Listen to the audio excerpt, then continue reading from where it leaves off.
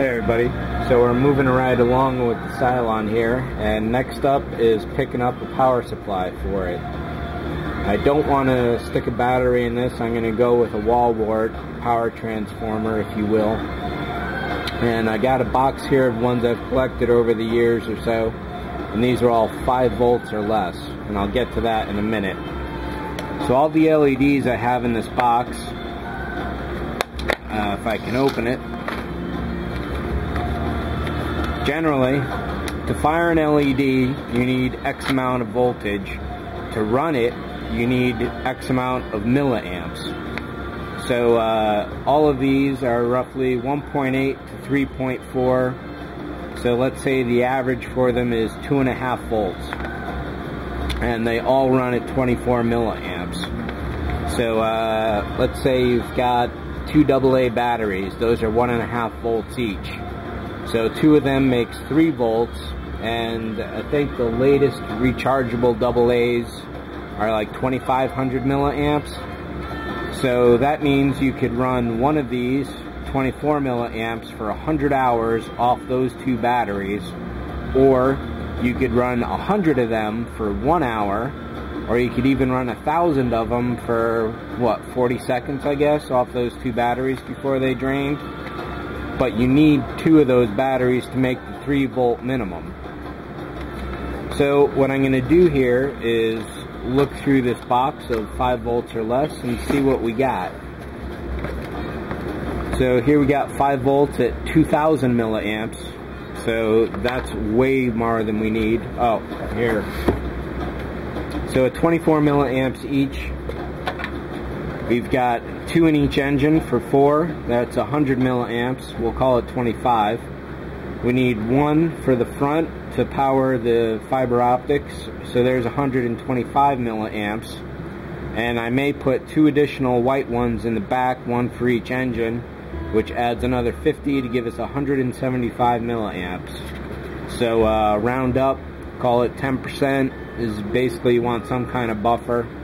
So we're looking for 200 milliamps or more. Preferably I'd like to keep it to 200, and I'd like to keep it around 2.5 to 3 volt power supply. So at 5 volts at 2,000, we're way too much. Here's 5 volts at 1,000. 4.8 at 350. Well, that could be a contender. 5 volts at 750. 4.5 volts at 300, another contender. 5 volts at 1,000 milliamps. So check out the form factor on this. Same exact juice, different use, different form factor. That's nice though. You could run a lot of lights off of that one. 3 volts, 300 milliamps. I think this is our gem. Let's take a look at this last one. 5 volts at 400. So we have better contenders than that. So we'll put these back.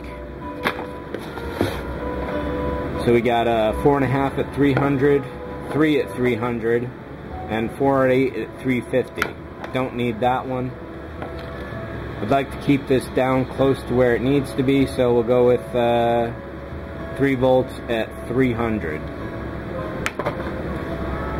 So now that we picked our power supply, and basically I wrote all this down, that's all back on this UL stuff. So this will tell you everything you need to know. The input is wall voltage, which is 120 at 60 hertz, 5 watts. Output 3 volt, 300 milliamps. That's the important stuff there. So over at this end, and it looks like I already cut the end off, we'll figure out which is positive and negative later. Usually if one line is colored, that's usually positive, but we'll see if that's really true or not. So I'll talk about a little more that I did on the model, and then in the next video I'll show you about hooking up resistors to LEDs. We may not even need to, but we'll cover that in the next video. So I shot this with light dusting of white just so you can see some details. And that's definitely more obvious than it was when it was pure black before. So I had mentioned I was going to put a couple incisions down here, and I did so. Let me check the angle here. Yeah, that's clearly visible. So this is copper tape. So I took the Dremel with a paper slicer. Let's see, do I have that around? No? Yeah, here it is. I already took the bit out. Oh well. But it's a really thin paper slicer. Just touched it in there. This copper tape is sticky on one side, so it's just a matter of trying to peel that off and wrap it on the inside without any problems. So these are going to be my two external contact points for the bottom, and I'm thinking, well, I'll get to that later about how I'll actually keep wires attached to this, but there is a way to do it. The other thing I should note is that I'm specifically building this so I can film it, which means I want almost no holes in it whatsoever, and I want versatility of where I can wire it. If you're just going to wire your model to put it on a stand, go ahead and get yourself a 1/8 inch headphone jack along with the receptacle, and use that with the stand as well, and you can run your wires through your brass rod into the model. So you drop it on the stand, it's plugged in, you can put a switch on it. This, when the wires go in, it will be on automatically. So that's just the way I'm designing it, and maybe I'll pull out some examples of other kits where I've put switches in them for power. So on the inside, I sealed off this whole area with a bit of styrene here, just to make sure there is no light leak. And it turns out that when holding it to the light, there is some light coming from these holes here. So once I'm closer to finished, I'll seal these up with some epoxy, or I don't know, maybe even clay would work. Anything that will do the job is good enough, essentially.